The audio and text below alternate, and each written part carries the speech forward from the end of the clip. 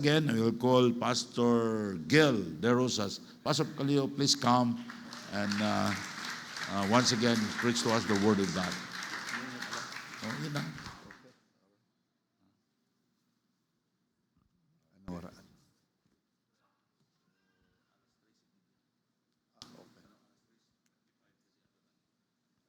All right. Okay. Sige po. All right. So, good afternoon. Amen. Dala niyo na po yung inyong unan. Kasi itong oras nito talagang pagtulog to eh. Talaga pong, lalo na yung inuupuan nyo, talagang delikado yan.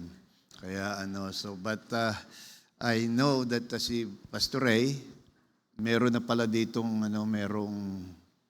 meron po siya ditong button. Pag may natutulog, pipindutin lang, matatapon na kayo ng upuan yan. So, i-eject na kayo, no? So, anyway, pero pag narinig niyo po yung salitang hotdog, meron pong natutulog. So, pag nagsabi ako ng hotdog, meron na akong nakikitang natutulog. So, okay po, ha? Alright. So, minsan kasi, habang nagpipreach ako, tulog din ako. Kaya, so yun po. So, let's all stand, and I try to finish this right away. And I know that some of you are tired. And again, Pastor Ray, thank you so much for church. Thank you for having me once again. And always a blessing po na kami po ay nadidito. And all right, so John chapter 13, verses 34 to 35.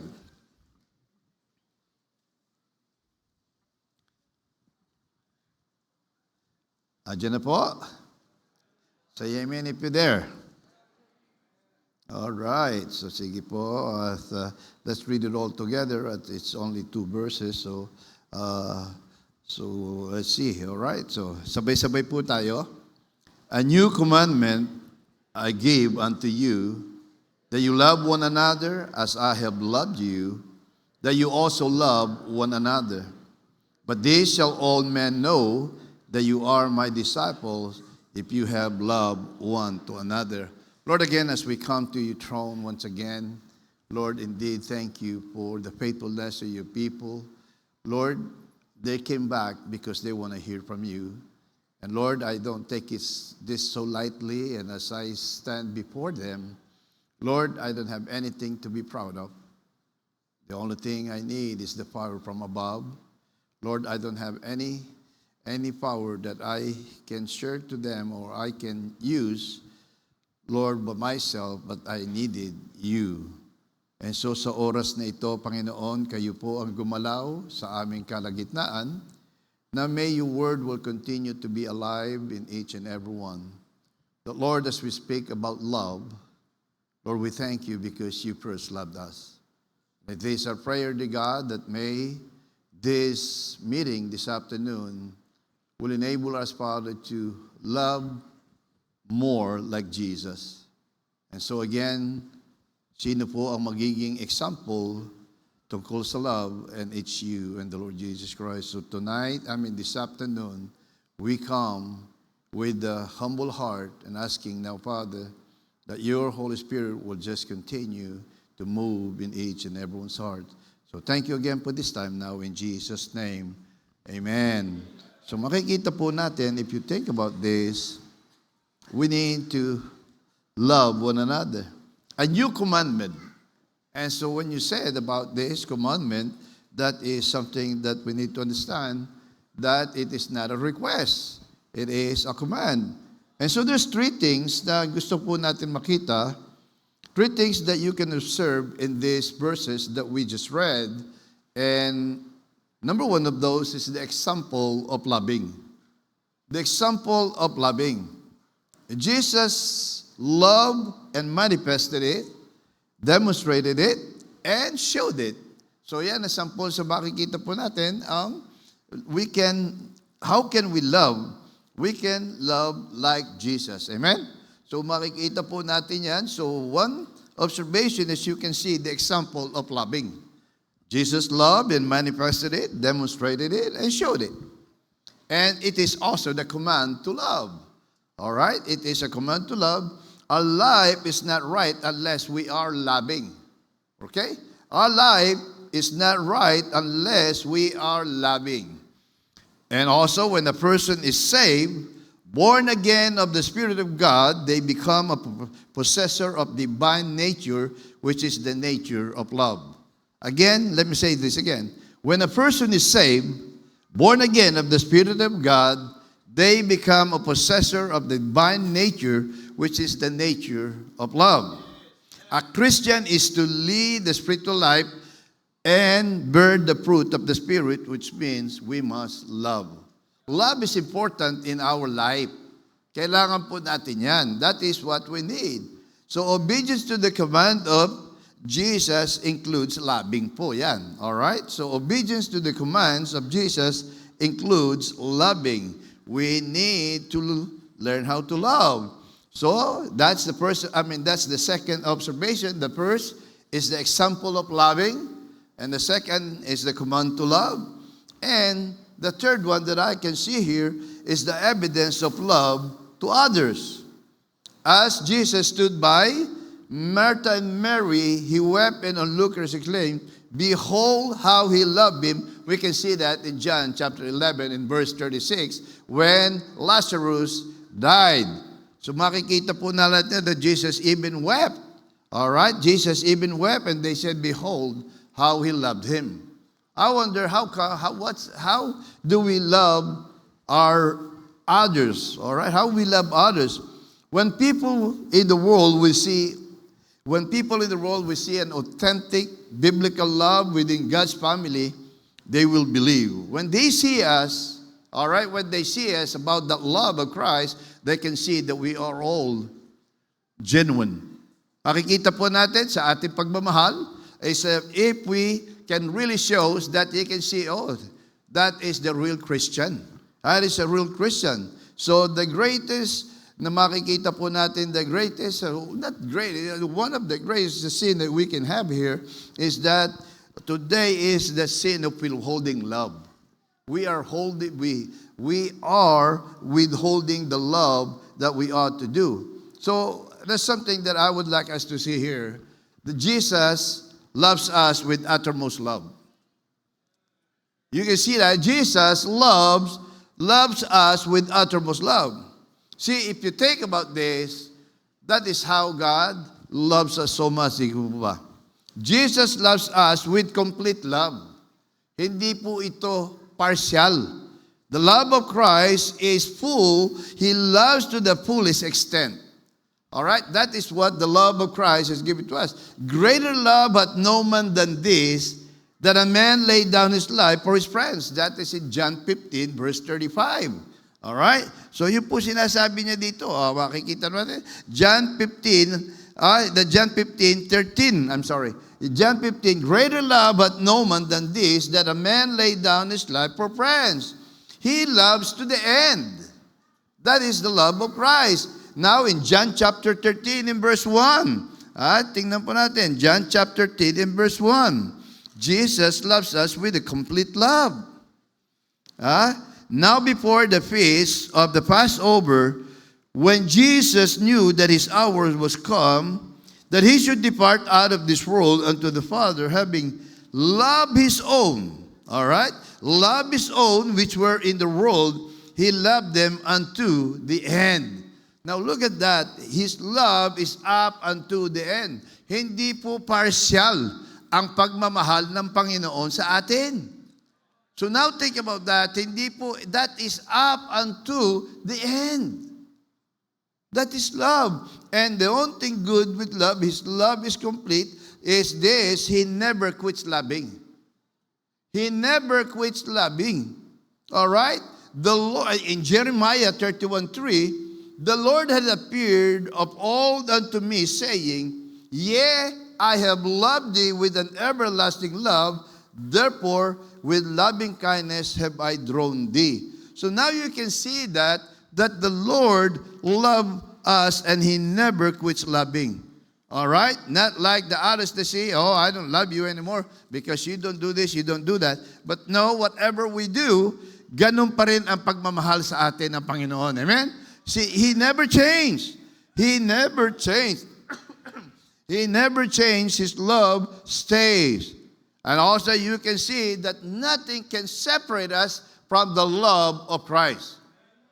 Nothing can separate us. Remember that the one that I showed you the last time is just, this morning, no man can pluck you out of Him, God's hands, if ba. No man can pluck you out in Jesus' hands and even the Father's hands, and even we're sealed by the Holy Spirit. But look at that in Romans chapter 8, verses 35 to 39. The Word of God says, who shall separate us from the love of God, the love of Christ?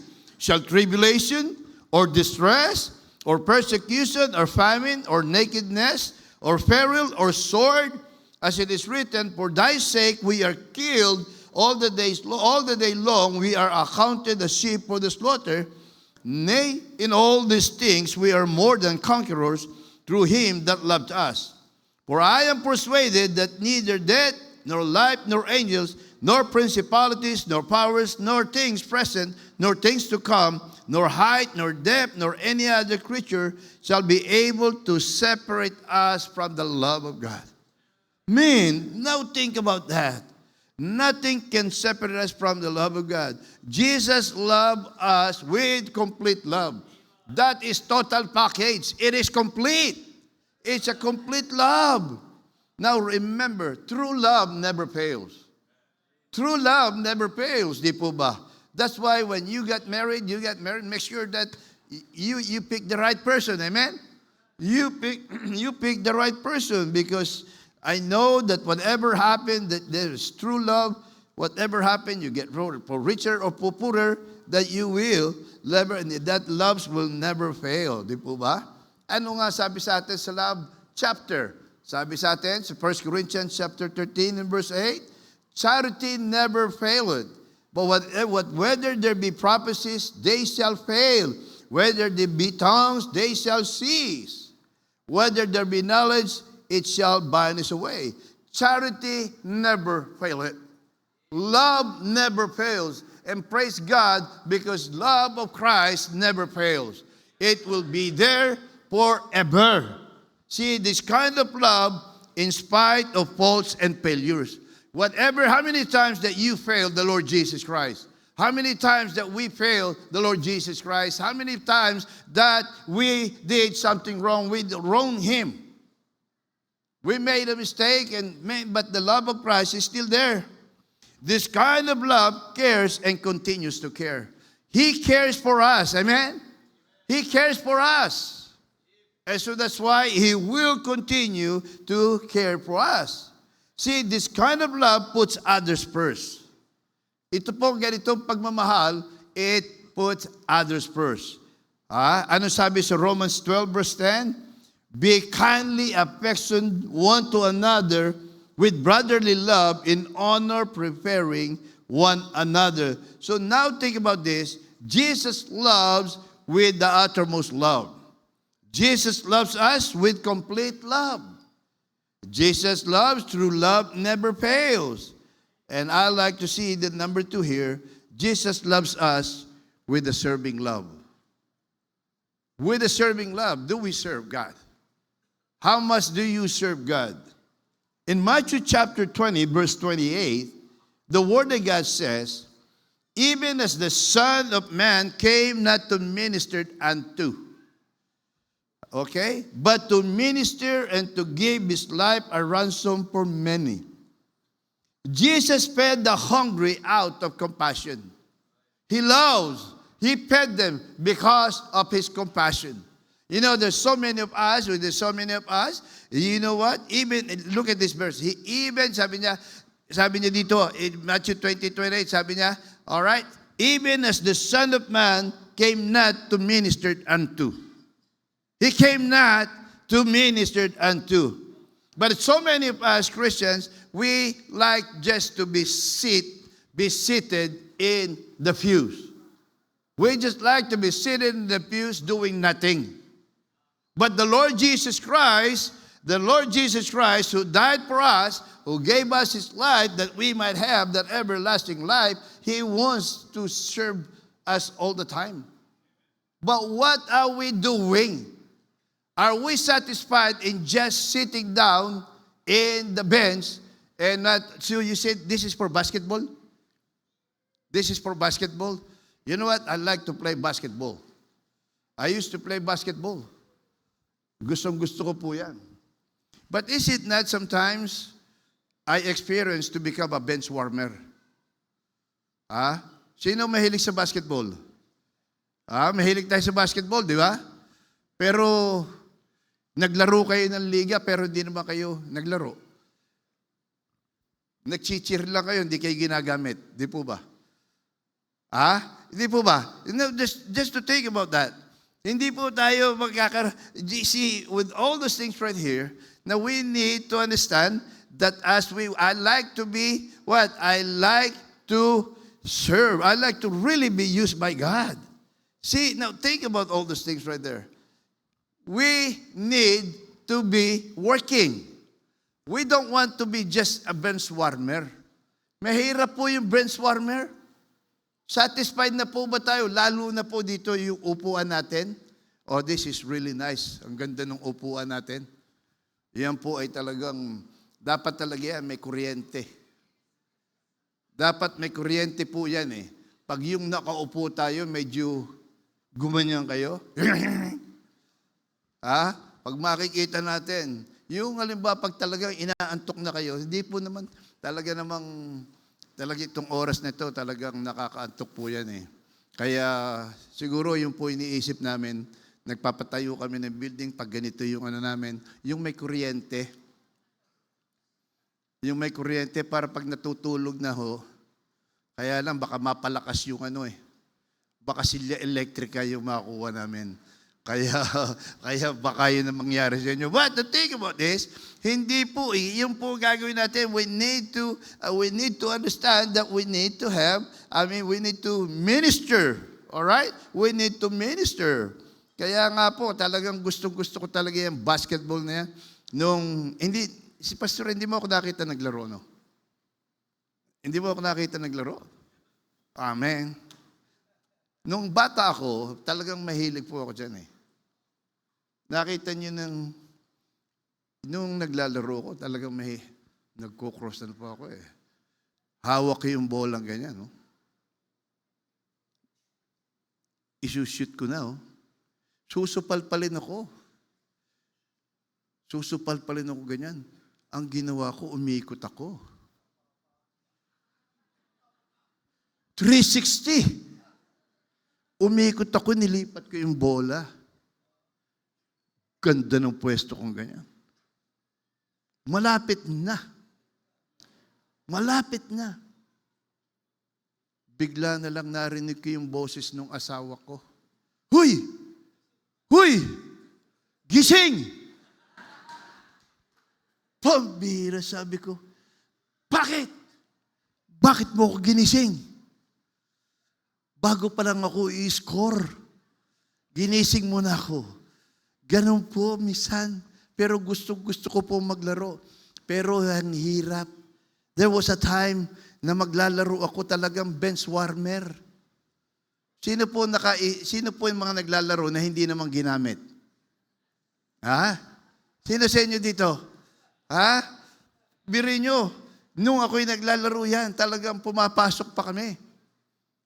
Talagang pagpasok namin yan, di-dribble na kami ganyan. Pag nag-warm up kami, talagang ganyan. Yung mga kasama ko, nagdadunk, basta ako, ganyan lang ako. Ganyan yan. Tapos, nung maglalaro na, hindi kami pinapasok, nakaganon lang kami. Ang ugali ng coach namin, tatapakin ka para papasok. Tatapakin ka ganyan para papasok ka. Di, nakaupo kami ganyan. Ganyan ako, kaupo. Yung coach na doon, may tumapik sa likod ko. May tumapik. Tinapik ako.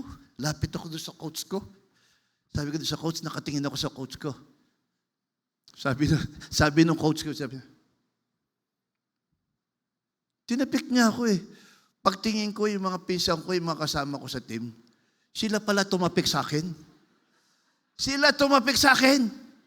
Pagtapik niya, akala ko eh, makita ko mamamatay ng katatawa sila, naloko ko. Akala ko maglalaro na ako. Benchwarmer eh. Ganun ba gusto niyo dito? Ha? Ganun ba gusto natin? The Son of Man came not to be ministered unto, but to minister. We ought to minister.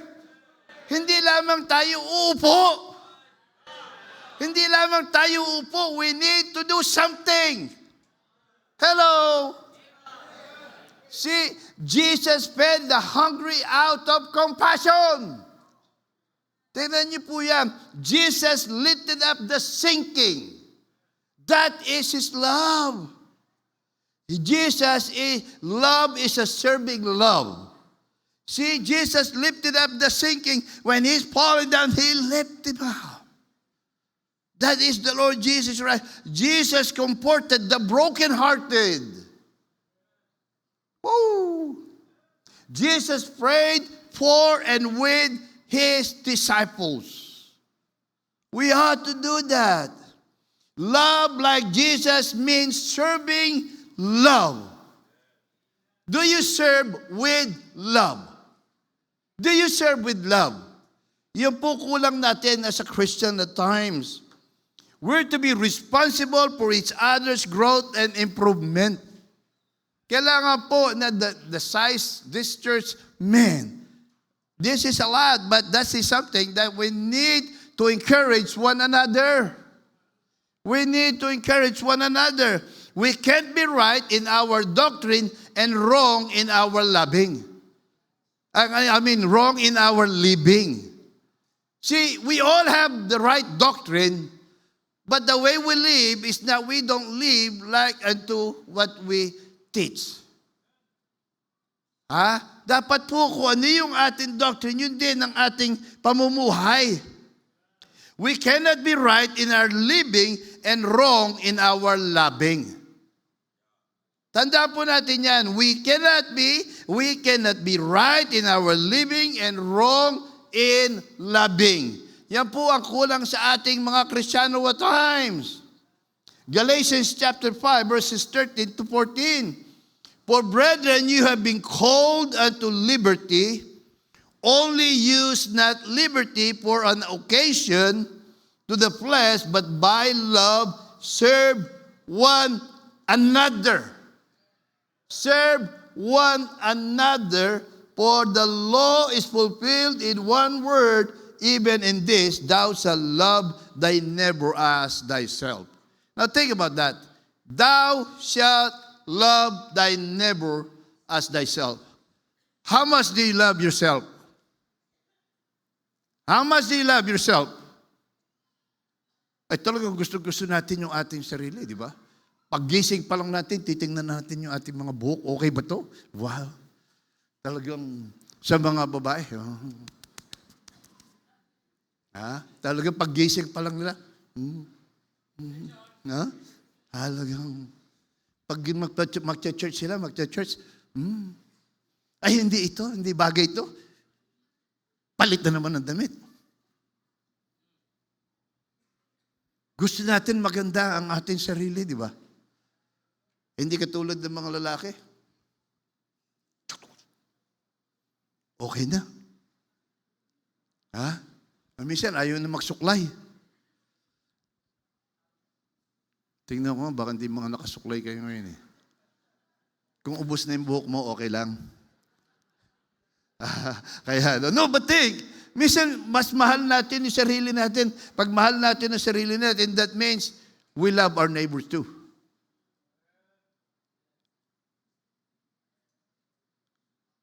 Do you love yourself? Amen. Do we love our neighbor? Hello? Do we love our neighbor? Bakit sabi nung kapitbahay nyo, palagi daw lumilipad yung plato? Kaaway? No, but think about that. Tingnan niyo po yan. We need to love one another.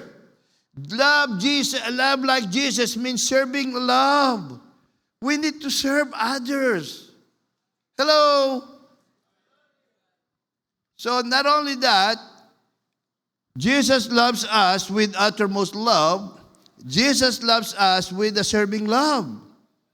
And now thirdly, Jesus loves us with a personal love. With a personal love.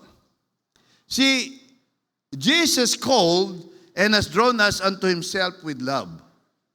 Tayo po ay tinawag ng Panginoon because He loves us. But look at all this, what He says here in Matthew chapter 11, verse 28.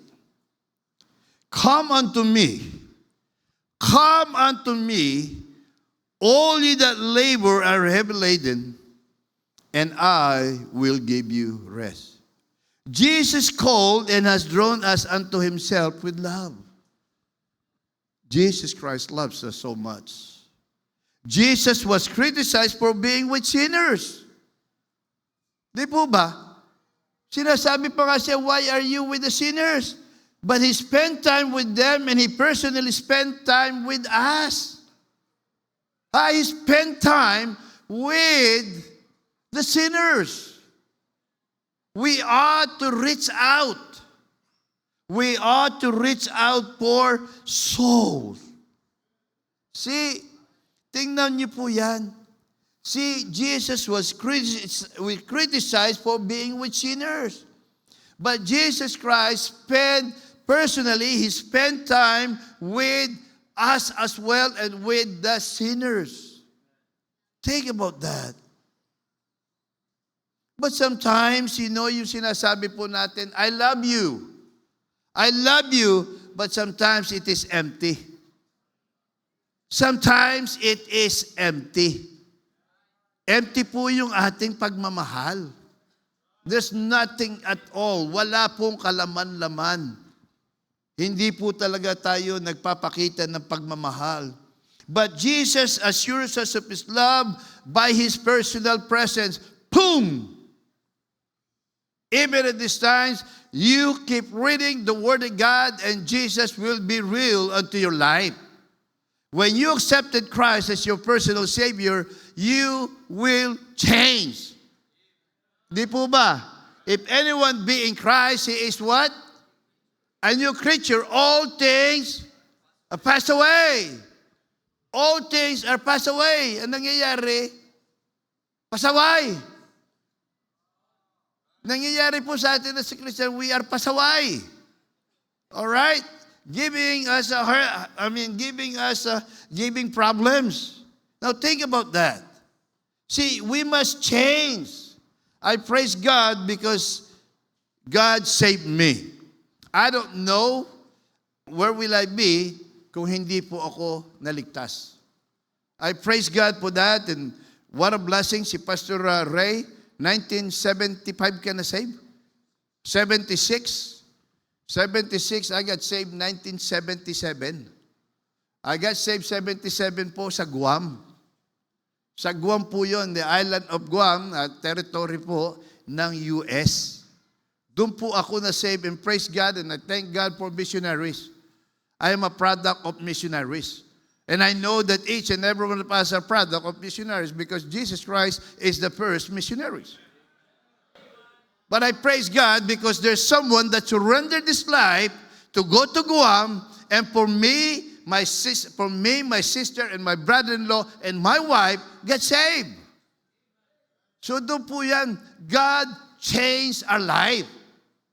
God changed our life. My brother-in-law, they got saved the week before me, and they told me right away, oh, Brad, pumunta ka doon sa church, pumunta ka uli dyan.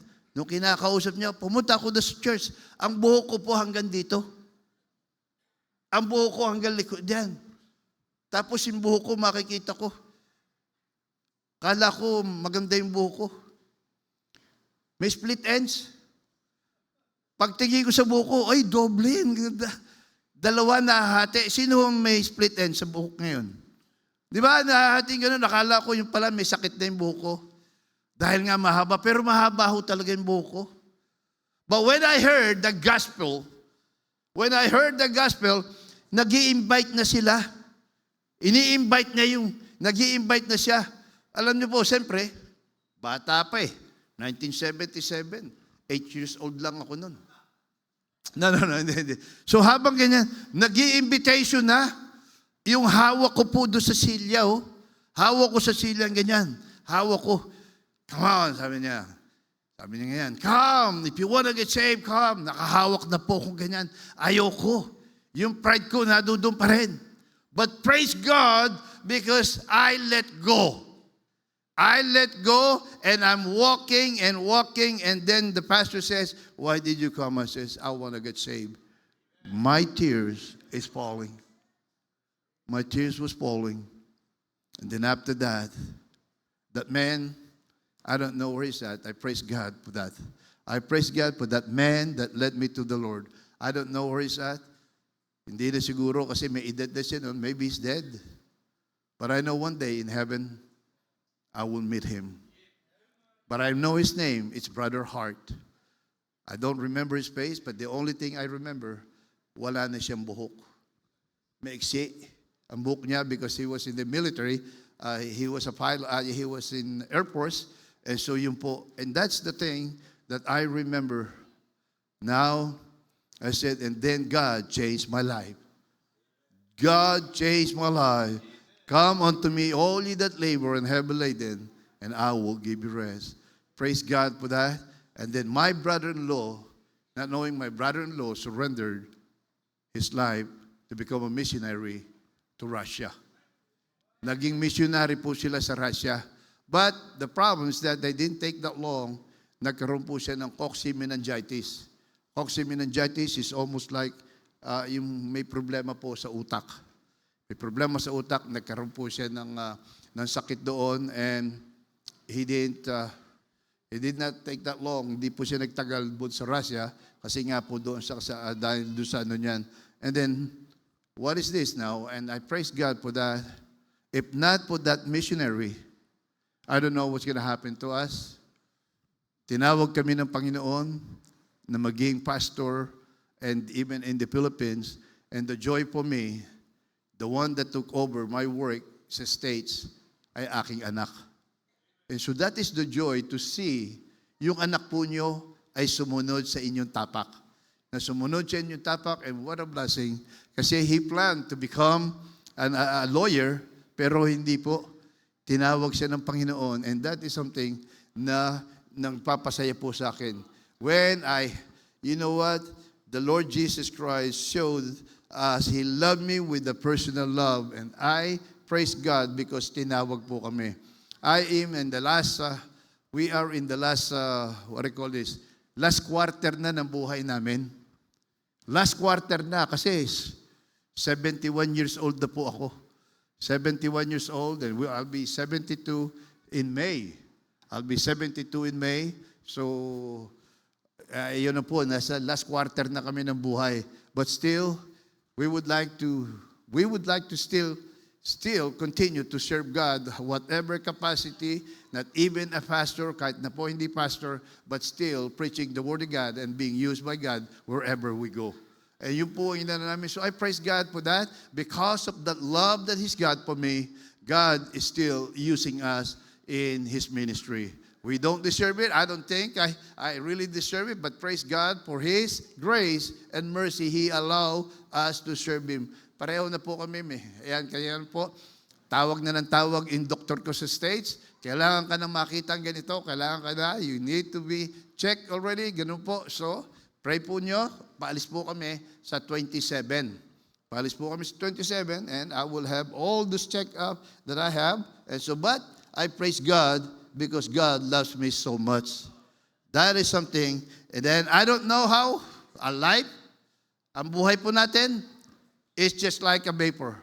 It appears a little while and then vanishes away. I don't know. Our life is short. It's brief. But praise God because He loves me, and then whatever happened, God prepared a place for you and for me. God prepared a place for us. And then when He says in John 14 verse 3, and if I go and prepare a place for you, I will come again. Boom! He will come again. He will come again and receive you unto myself, that where I am, there ye may be also. Praise God for this. Just imagine that. You know what? Ang ganda siguro, no? This is nice. Pag narinig natin yung trumpet sound, nadidito tayo. Di ba? Ang ganda, no? Pag dumating yung Panginoon, and trumpet, man,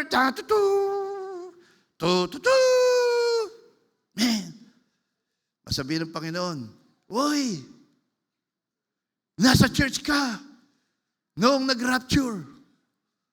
Paano kaya kung nasa beach ka?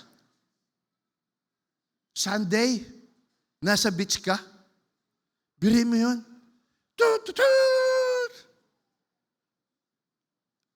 Pag Sunday, ito suot natin. Ang ganda ng suot natin. Paano kung nasa beach ka? Pag akit mo, naka-speedo ka? Naka-speedo ka, naka-swim, nakakaya ka sa Panginoon. Kakaya ka sa Panginoon. O dapat talaga maging maayos tayo pag makikita tayo ng Panginoon. Amen? O di ba? Kailangan maayos. Yung message niyo kanina, modesty. Amen? O, modesty. Kailangan maging maayos tayo. Bakit tayo dumating doon? Nakita ko kasi yung that is a good lesson. Kasi ngayon po, mga Kristiyano, hindi na rin maayos eh. We are not like the world anymore. Praise God, He changed us. That means we will change everything. The way we talk, the way we dress, change. O, di ba? Makakakita kayo ng mga Kristiyano. Ang iksi ng damit. Ang iksi ng damit. Itatouch ko na. Ang iksi ng damit. I love Jesus. Tapos yung damit mo, pag tumuod ko na. Diba? Tapos pag umupo ka, hila ka ng hila. Pinaiksi-iksian mo yung damit mo ngayon, hihilahin mo.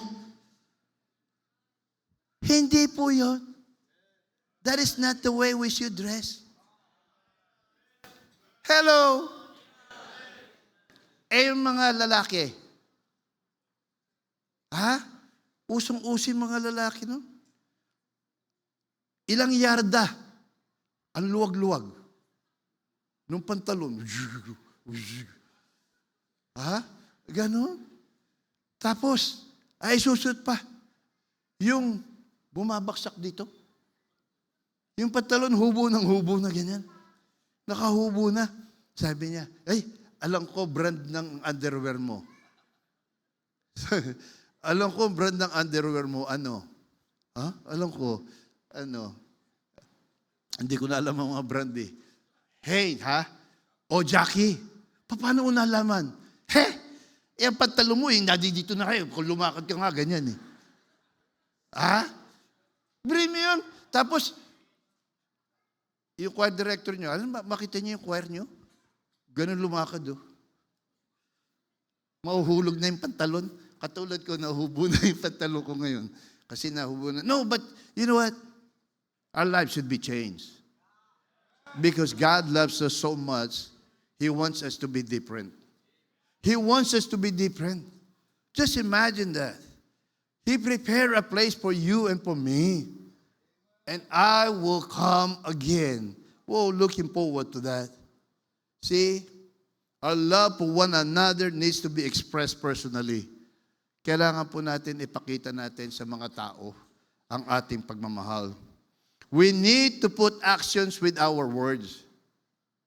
Hindi po ganito lang. We need to have some actions. Think about that. We need to have an actions with our words. See, James chapter 2 in verse 16, and one of you say unto them, depart in peace, be ye warmed and filled. Notwithstanding, you give them not those things which are needful to the body, what doth it profit? See, when one of you say unto them, depart in peace, be ye warmed and filled, Notwithstanding, you give them not those things which are needful to the body. See, if you have that, why not give? Tingnan niyo po yun. Let's look at Acts chapter 2. Acts chapter 2, and we will close. Acts chapter 2, verses 41 to 46. Then they that gladly received his word were baptized, and the same day there were added unto them about 3,000 souls. And they continued steadfastly in the apostles' doctrine and fellowship, and in breaking of bread and in prayers. And fear came upon every soul, and many wonders and signs were done by the apostles. And all that believed were together, and had all things common, and sold their possession and goods, and parted them to all men, as every man had need. And they continually daily with one accord in the temple, and breaking bread from house to house, did eat their meat with gladness and singleness of heart. The early church cared for each other. The early church cared for each other with more than just God bless you. They helped one another. They help one another, they love one another, and that is what we ought to do. As a church, as a Christian, that is what we needed to do. We ought to love one another with the love that is expressed personally. We ought to love one another. How much do you love your neighbor? How much do you love other people? You know what, sometimes we ought to understand, hindi lamang po Kristiyano ang ating mamahalin. We ought to love each and every one. Because with our love, we can express our love for them. With our love, we can manifest them what God has changed in our life. Binago po ng Panginoon ang buhay natin. We are the living epistles. We are the examples. How can they get saved kung tayo po mismo ang stumbling block? Tayo po ang nakakabara sa kanila. Tingnan niyo po. Sabi niya, ay bakit pa? Bakit pa ako masasave? Ayaw ko nga doon sa kanila. Bakit? Fake! Fake siya. Bakit? Ganun lang yan, magaling lang, pero ang sama naman ng ugali. Let me just tell you something. Is that the way na pinakikita po natin sa ating mga ibang tao? Think about that. Yan lamang po mga example lang. Pag nagpupunta po kayo sa grocery, hindi ko lang. Minsan po sa grocery, pag nagbibigay kayo, nagtutulak kayo. Ayan, si Pastor Ray, pag nagtutulak po kami ng cart sa Walmart, tutulak kami ganyan, minsan madaming tao. Yung mga gano'n, pag madaming tao, ang pinakamasakit po yun, yung cart. Yung cart ba, pag tinulak mo yung cart, tatamaan ka dito. Aray!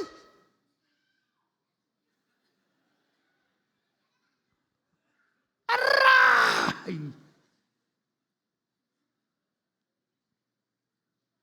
Ano sasabihin niyo?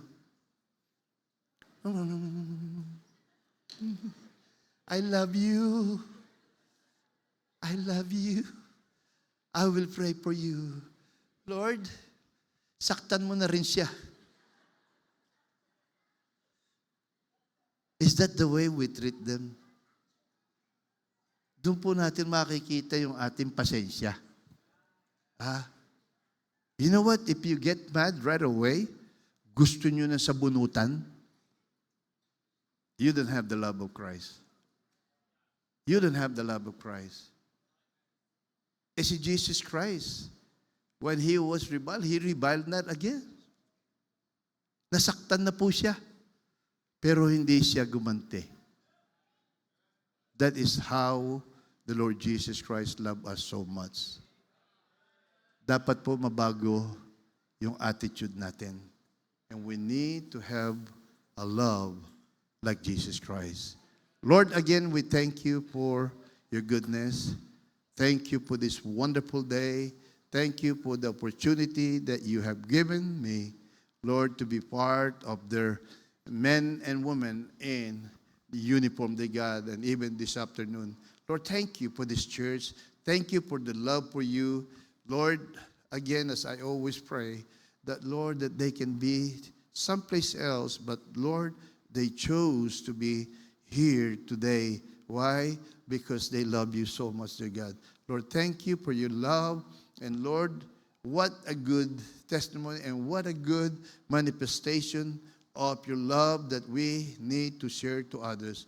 Lord, thank you again for this church, and thank you for, Lord, for Pastor Ray and his family. Pray that you continue to use him in leading your people here in Tubod de God, Picorongan Bible Baptist Church. Lord, thank you again for being part of their service this Sunday, dear God. Indeed, we are blessed, and thank you again for loving us, most especially for our salvation. In Jesus' name, I pray all these things. With your head bowed and eyes closed, I will call on Pastor Ray that he can extend the invitation. Thank you, Pastor Gail. Manindot na palihog. We will do this invitation. Just please stand up, bow your head, and close your eyes. Love like Jesus. Just bow your head. Just think about yourself. No mga Kristohanon, we need to love like Jesus. Dapat doon na tayo gugma sama ni Jesus Christ. Sa atong kinabuhing Kristohanon, di ta maka-escape sometimes sa atong mga kaigsuunan while the piano will play very softly. Sometimes we have mga misunderstanding sa atong mga kaigsuunan. O sa kani kabutang nga maka-discourage na to pagpadayon, pag-alagad sa Ginoo. But remember about the love of Jesus Christ. Jesus loved us with outermost love. His love is very great. He commanded us to love one another. Jesus loved us with a serving love. Si Jesus Christ, kung nasa atong taliwala, kung buhay pa, naa siya karon, kung naa siya sa kalibutan, naabtan pa nato, He's willing to serve. Itang mga Kristohanon, sometimes, adunay tayo mga indifferent attitude toward one another because we are not willing to serve one another. Maybe God speaking to your heart. In your heart, doon ay mga butang na nakapaluyan ni me because somebody you don't like in the church or other church. Maybe ka, Lord, please bless me. Help me, give me grace. Nga mahimo kong blessing, there is a church. Nga willing ko to serve. Nga makasunod ko sa giingon ni Jesus Christ. We need to love one another. Come on, Christian. Let's come forward.